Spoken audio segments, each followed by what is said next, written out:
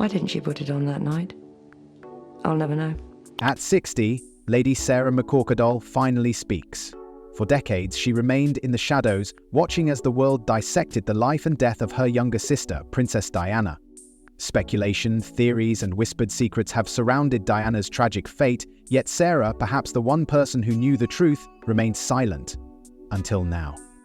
Her voice, long buried beneath royal protocol and aristocratic discretion, has emerged with a revelation that threatens to shake the very foundation of the story the public thought they knew. But why now?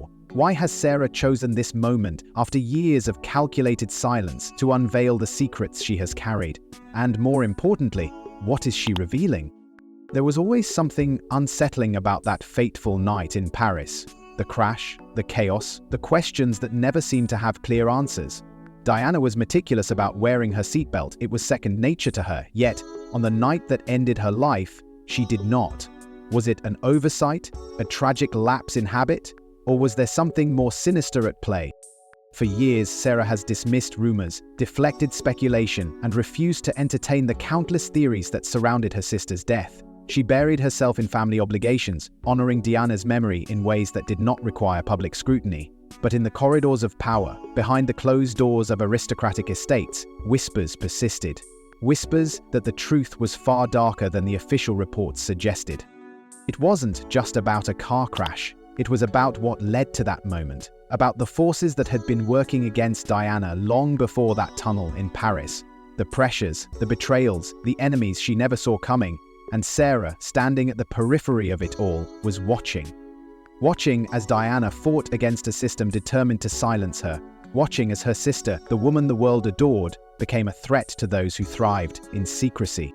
But Lady Sarah wasn't just a spectator in this story. She had her ties to the royal family and her history with Prince Charles, a history that, for years, has been buried under the larger spectacle of Diana's tragic life. It was Sarah who had once been romantically linked to Charles before Diana ever entered the picture. A forgotten detail in the grander scheme of royal affairs, but was it truly insignificant, or was there an unspoken connection, a thread that tied Sarah's past to Diana's fate? For years, the world has dissected Diana's life, picking apart every detail of her marriage, her struggles, her final moments. But there was always something missing, a missing piece in a puzzle that never quite fit. Now, with Sarah finally speaking, that missing piece might finally be found. She has seen the speculation. She knows the world has never accepted the official narrative of Diana's death. And now, for the first time, she is offering her truth. But truth is a dangerous thing, especially when it threatens the legacies of the most powerful family in Britain. End of.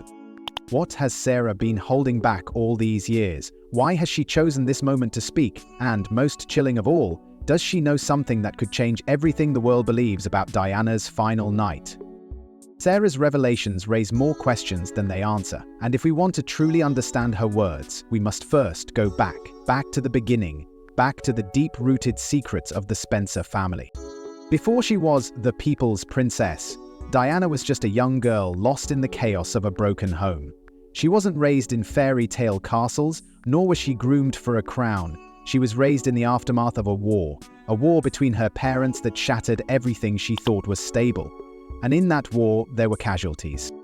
The Spencer name carried weight. They were aristocrats, an old English family whose bloodline was woven into the fabric of British history. Their father, John Spencer, was a man of power and status. Their mother, Frances Shankidd, was beautiful and ambitious, but their marriage was anything but a love story. It was a battlefield. A home filled with silences louder than words, arguments behind closed doors, and a bitterness that trickled down to their children. Diana was the youngest of 4 siblings, Sarah, Jane, Charles, and then the little girl who would change the world. But at home, she was just Diana. No title, no expectations, just a child searching for love in a family that was falling apart.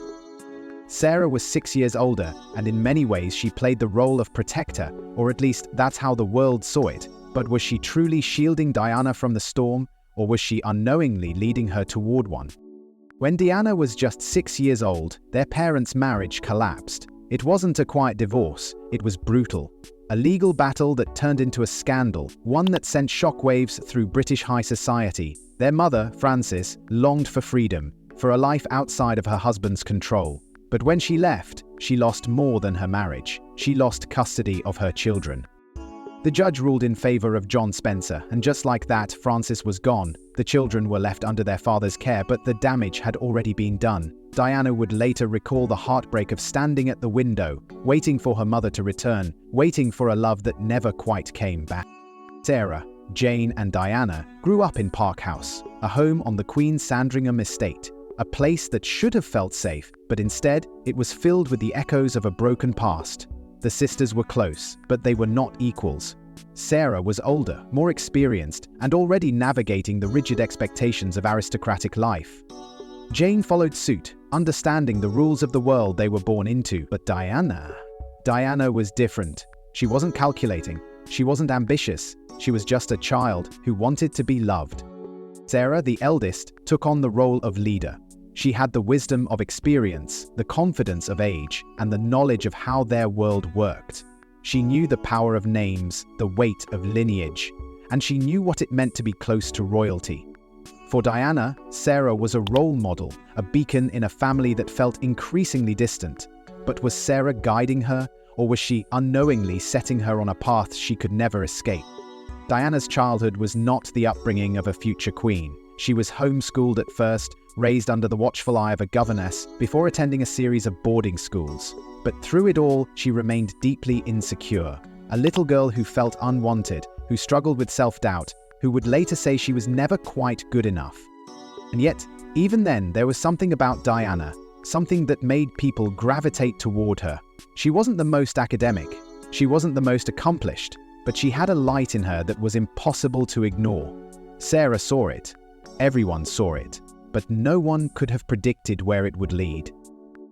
Because Sarah wasn't just Diana's sister, she would become something far more significant. She would become the person who introduced her to the man who would change everything, the man who would rewrite her destiny, the man who would lead her into a life of unimaginable fame, heartbreak, and tragedy. Sarah didn't just witness Diana's journey, she was the one who started it. What if Diana was never meant to marry Prince Charles? What if in some alternate version of history it was Sarah, the older, more experienced sister, who was destined to wear the crown? It's a question that lingers like an unfinished sentence, a road not taken. But the truth is far more complex, far more unsettling, because Sarah didn't just cross paths with Charles before Diana, she was once in the very position her younger sister would later occupy. Years before Diana's whirlwind romance with the heir to the British throne, it was Sarah who was being courted by the future king. A connection forged through aristocratic circles, a pairing that, on paper, seemed like a natural fit. She was confident, well-bred, and unafraid to navigate the intricate world of royalty.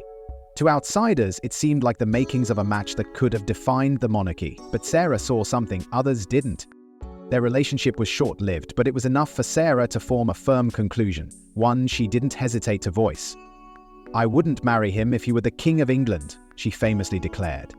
It was a statement of defiance, of certainty, but it was also a warning that no one, not even her younger sister, truly listened to. Charles was not the charming prince from fairy tales. He was reserved, emotionally detached, bound by duty rather than desire. He had spent his life being told what to do, who to associate with, and, most importantly, who to marry. Love was never the priority, legacy was. And Sarah, with all her experience and independence, saw this reality for what it was. She walked away. But in doing so, did she unknowingly push Diana toward Charles? It wasn't long after Sarah's exit from Charles' life that Diana entered. At just 16, she was wide-eyed and impressionable, still untouched by the cold calculations of royal expectations. Charles was 12 years her senior, but to Diana, he was captivating, a man who could make her feel special and important, the kind of love she had never received in her fractured childhood. And yet, for Charles, Diana was something else entirely. She wasn't a woman, she was an idea, a vision of innocence and purity, a young girl who fit the mold of a perfect princess. The eerie foreshadowing of Diana's future was already beginning to take shape. Sarah had seen the cracks in Charles's carefully constructed world. She had glimpsed the constraints, the emotional void, and though she may not have realized it at the time, by stepping away, she left the door open for her sister to walk through.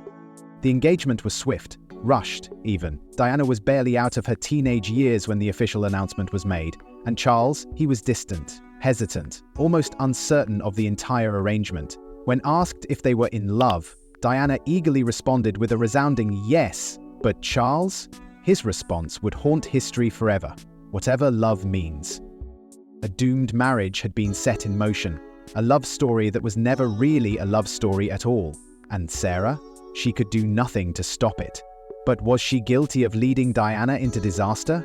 Or was she just another piece in a game that had been decided long before either of them had a choice? The world saw a fairy tale. A young, beautiful girl was swept off her feet by a prince, a grand wedding watched by millions, a royal love story that seemed too perfect to be anything but true. But fairy tales are just that, stories. And for Diana, the reality was far from the dream the world believed in. Behind the palace walls, beneath the polished image, she was living a nightmare. And Sarah? She watched, helpless, as her sister's life unraveled before her eyes. Diana had been just a teenager when she first met Charles, a nursery school assistant with no grand ambitions and no desire for the spotlight. She was young, innocent, and untouched by the brutal machinery of the monarchy. And yet, in what felt like an instant, she was thrust into a world she could barely understand, let alone survive. The engagement was swift, too swift, a whirlwind that gave her no time to comprehend the weight of what was happening. At just 19, she was engaged to the future King of England. The world cheered. The tabloids called it a love story for the ages. But those closest to her saw the cracks forming before the vows were even exchanged. Then came the wedding. John Yulee 29, 1981. St. Paul's Cathedral, a spectacle watched by 750 million people. The world stood still as Diana walked down the aisle, a vision of grace, beauty, and elegance. But what no one saw was the fear behind her eyes, the silent scream beneath the tiara. Even then, she had begun to understand the truth. She had read the signs, the whispered conversations, the secretive glances, the engagement ring, one he hadn't even picked himself, the coldness in his touch. And then, that moment, the moment that should have told the world everything they needed to know. During their engagement interview, a reporter asked the simplest of questions, "Are you in love?" Diana, ever the romantic, answered immediately, "Of course." But Charles? His response was chilling, "Whatever love means." It was a statement that should have sent alarm bells ringing, but at the time, it was dismissed as a moment of awkwardness. No one wanted to believe that the prince wasn't head over heels for his young bride. No one wanted to consider the possibility that love had never been part of the equation. At first, Diana tried to ignore it. She threw herself into royal duties, into her role as the new Princess of Wales, and in those early years, she turned to Sarah for support. Sarah had always been her anchor, the older sister who had guided her through life's chaos. But even Sarah couldn't shield her from what was coming. Soon, the distance between Diana and Charles became undeniable. His absence, his coldness, his reluctance to let her in, the forced smiles in public, the loneliness behind palace doors, the growing sense that something, someone, was always lurking in the background. Sarah had warned her, years before, that Charles was not the right man, but it was too late. Diana was trapped in a marriage that was never built on love, and soon she would come to realize the most heartbreaking truth of all. She was never meant to be his one and only. Diana once said, "There were 3 of us in this marriage." A simple sentence, but one that shatters the illusion of the royal love story. It wasn't a metaphor, it wasn't an exaggeration, it was the cold, brutal truth. Charles had never truly been hers. But what if Sarah had known all along? The whispers had always been there. Long before the world found out, long before Diana herself understood, the name Camilla Parker Bowles had been lingering in the background, a presence that was always just out of sight, but never truly gone. Charles and Camilla had a history, a love that predated Diana, one built not on fairy tale romance, but on deep familiarity and understanding. They had been together once, separated by duty, but never truly apart. Even as Charles prepared to marry Diana, Camilla remained a constant figure in his life. Letters, phone calls, secret meetings, connections that never severed. Did Sarah see it? Did she know, even before Diana walked down the aisle, that her sister was stepping into a marriage where she would never be the only woman? If she did, what could she have done? For Diana, the realization was slow, creeping in like a shadow she couldn't outrun. At first, she dismissed the unease, the feeling that Charles was distant, that something was missing. But then, the evidence became impossible to ignore. The engraved bracelet he gifted Camilla just before the wedding, the quiet conversations behind closed doors, the whispered phone calls. And then came the breaking point. The confrontation. It was a party, a gathering where, for once, Diana refused to remain in the dark. She walked straight up to Camilla, looked her in the eye, and said the words that had been burning inside her. "I know what's going on." Camilla didn't deny it. She didn't try to explain. Instead, she responded with chilling indifference. "You have everything you ever wanted. 2 beautiful children. The whole world loves you. What more do you want? What more?" Diana wanted a husband who loved her, a marriage that wasn't built on deception, a life where she wasn't just a pawn in someone else's game. But Camilla's words confirmed what she had feared all along. She was never going to have that. Behind the palace walls, Diana was crumbling. The world saw the glamorous princess, but behind the cameras, she was drowning in self-doubt, loneliness, in pain. Her struggle with bulimia became her escape, a desperate attempt to regain control over a life that no longer felt like her own. And Sarah watched as her sister suffered. Did she stay silent because she felt powerless? Because she thought there was no way out? Or did she believe, like so many others, that Diana simply had to accept her fate? Diana was breaking. But her pain was far from over, because the entire royal family was about to turn their backs on her. The Queen sent just one letter, and with that, Diana's fate was sealed. It was a quiet decision made behind palace walls, away from the cameras, away from the public eye, but its impact was deafening. Diana and Charles had been living separate lives for years, their marriage a hollow shell, held together only by royal obligation and public expectation. The world had watched as their relationship crumbled, through interviews, rumors, and scandals. It was no longer just whispers in the halls of Buckingham Palace, it was on the front page of every newspaper in the world. Diana was no longer the obedient princess. She had become something far more dangerous, independent. She had stopped playing by the rules and stopped waiting for permission. And the royal family? They weren't just uncomfortable, they were alarmed. The final straw wasn't an affair, a tabloid scandal, or a private argument. It was an interview, one that changed everything. Diana had sat down with BBC's Panorama in 1995, her voice soft but unwavering. She didn't hold back. She spoke of her suffering, of Charles and Camilla, of the monarchy's resistance to her presence, and then the words that sent shockwaves through the establishment. "I'd like to be a queen of people's hearts, but I don't see myself being queen of this country." With that one sentence, Diana confirmed what the royal family had long feared. She was no longer theirs to control. She was forging her path, one that led away from the palace gates. The response was swift. Just weeks later, the Queen sent her official request. A divorce, not a suggestion, a command. The terms were brutal. Diana was stripped of her title, no longer Her Royal Highness. Legally, she was still the mother of the future king, but in the eyes of the monarchy, she was now just Diana Spencer. A woman who had once stood at the center of the most powerful family in the world was now cast out, alone. Sarah, ever the loyal sister, stood by her. Quietly, away from the cameras, away from the chaos, she offered Diana support. But what could she do? The monarchy had made its decision. The marriage was over. At first, Diana's freedom felt like a victory. No more rigid protocols, no more obligations. She could now live as she pleased. And for the first time in years, she seemed happy. She dedicated herself to charity work, continued to raise her sons, and began a new chapter, away from the suffocating grip of the palace. But Diana was never just another woman. She was still Diana. The most famous woman in the world, the woman the press would never let go.